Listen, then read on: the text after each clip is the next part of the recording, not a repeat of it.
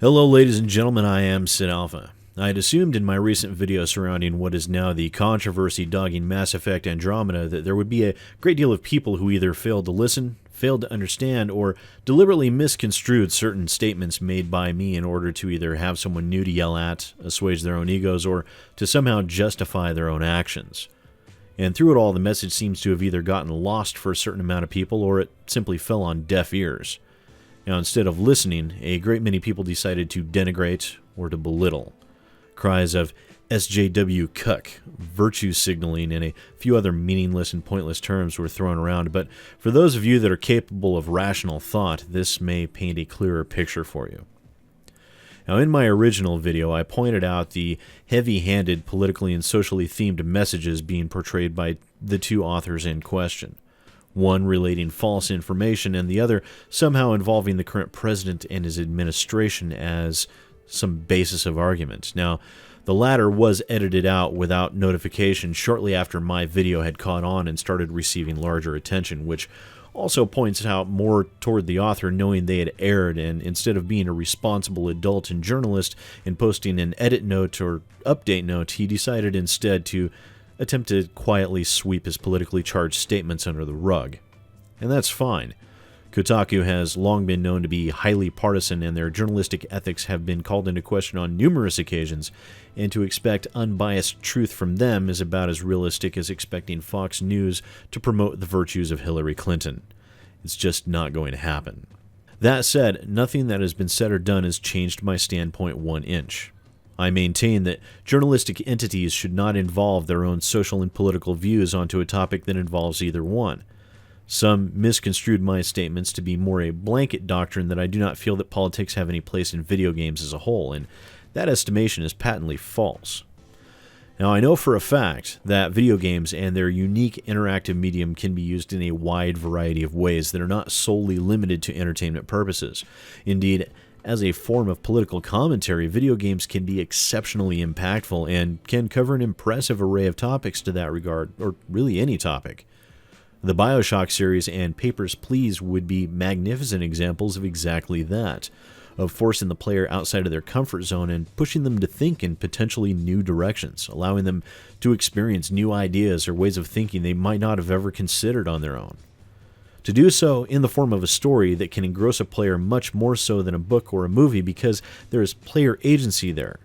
There is an investment being brought to bear by the player's choices that do not exist in most other entertainment mediums. And this, I think, can be a fantastic tool for both the game's developers and, more importantly, the player themselves. Another hotbed topic that was raised constantly was Manveer hair and BioWare's hiring practices. Now, I know full well that Manveer hair is a racist and a bigot. Trust me, I've been well apprised of that little tidbit of information, but I have to ask, does it have any bearing on a pack of overly zealous fans attacking a woman that merely claimed to be the lead facial animator on the project? No, most certainly not. It is an important topic, but not in the context of the video that I had made previously. But while we're at it, let's stop and talk about Manveer hair for a moment. Now, as I said, Manveer hair is indeed a racist and a bigot. I think that can be universally agreed upon after one spends even 30 seconds looking at the man's Twitter feed. I also know that a great many people have called upon BioWare to remove hair from the project due to his racial views. And this, I actually do have a little bit of a problem with. Now, in spite of the fact that Manveer hair is a pretentious tool of a racist, he is free to believe what he wants to believe. That is one of those things that comes from living in a democratic society. You have certain rights like freedom of speech and freedom of religion. However, the lack of a Caucasian skin and the custom character options alone would certainly lend credence to the rumors that Hare had let his private bigotry influence his work in a very real and discernible way. And it is at that point and under those circumstances that BioWare should have stepped in and done something. And yes, I know there are a lot of other examples. That was just the most readily available one. Now, Hare does in fact no longer work for BioWare. He actually hasn't for a few months, but for many, it is a case of damage done. And this is one of those opportunities that many have to be able to wrap BioWare's knuckles. The best way to affect companies the size of BioWare or EA is to give their wallets a bloody nose. If you find it objectionable, then don't buy the game. I guarantee you there will be thousands, if not tens of thousands of people who will boycott the game due solely based upon Manveers' influence and involvement on the project and BioWare's perceived hiring habits of late.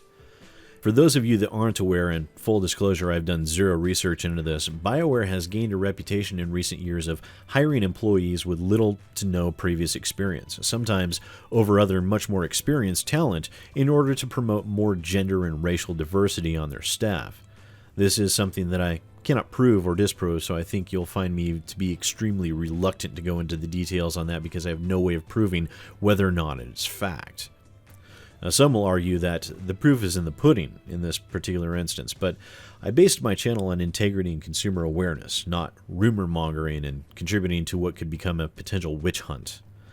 Now, I denigrated those attacking Ali Leos directly, and no matter what anyone says, I stand by that position. Firstly, she was not the lead facial animations artist. She apparently did do some uncredited mocap work for the game, but that is far from being a lead. And even still, the quality issues should have been caught by management and QA, and the simple fact is, they were not.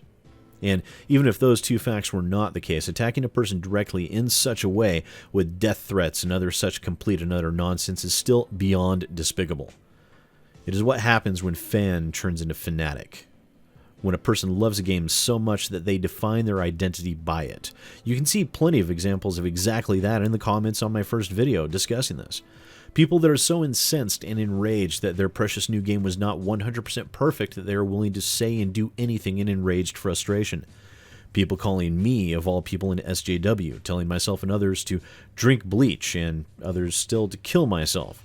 Generally wishing harm on another human being because there was an imperfection in their video game. Now this is where the obsession becomes unhealthy. This is where people become not gamers or fans, but toxic trolls that no one cares for and even fewer respect. This general stamping of the feet and gnashing of the teeth in response to anyone saying or doing anything that you don't completely agree with is as childish as it is ineffectual. If you really want to send BioWare a message, if you really want to teach them a lesson, don't buy it. It's that simple. Stop pre-ordering their games. You shouldn't even be pre-ordering anyways. It does nothing but hurt the consumer base and hand more power directly and needlessly over to these companies. And make no mistake, BioWare has indeed changed. As with Bethesda and so many others, they've become yet another company that no longer cares for the quality of their games or their customers to the extent that they used to. It is a sad state of affairs, but ultimately a predictable one. You know, I've also seen a great deal of comments hating on myself and my channel, and a few of them had me concerned for a few moments, but only a few. You see, my channel has grown to the point where I stand on the cusp of complete success or utter obscurity, and with each video one has to wonder, will this be the one where I lose my fan base? Will this be the one where my fans and I just fundamentally disagree on something? That is a concern that runs through my mind with every video that I've posted recently. And then I realized I really don't have too much to worry about. I mean, yes, in the past I may have said or done some things that I wasn't necessarily proud of after the fact. I always owned up to when I was wrong. I always did my best to set the record straight, even to the point of apologizing in video form and through email to a YouTuber I had belittled at one point on my channel, and he would have been none the wiser had I said nothing. I could have simply let it go, but doing the right thing, even if it might not be the popular thing, has always been the cornerstone of my channel. I went back and checked. That YouTuber is actually still a subscriber.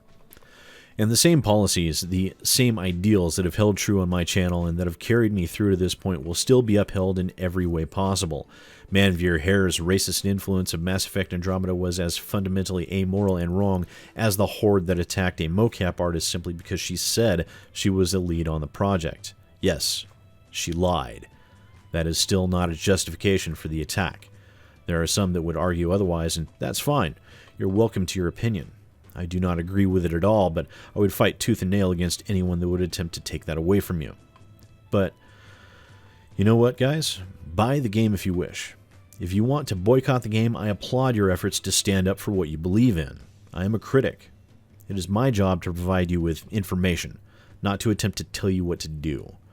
I may sometimes use my voice as so many others have done in the past and will continue to do so in the future, and speak out against injustices that I see, much as I have done here and in the previous video. But I won't make up your minds for you. I refuse to allow myself to have that level of control or power over another person. I just don't want the responsibility. I don't want to be there when I turned out to be wrong. So please, think for yourselves and don't think as a mob. Ladies and gentlemen, I am SidAlpha, and thank you for watching.